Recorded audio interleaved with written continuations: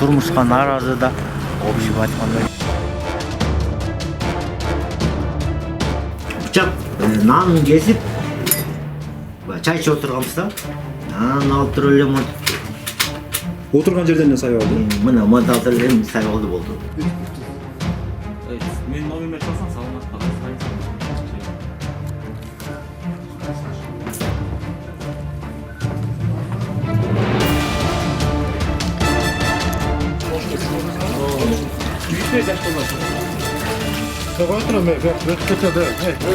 Kızıp kesin abi, televizyona takılırsa, tutulursa.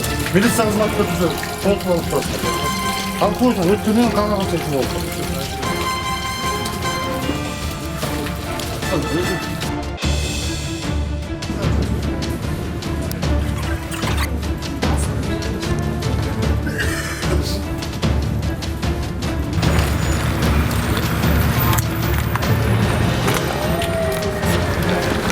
Canı oldu.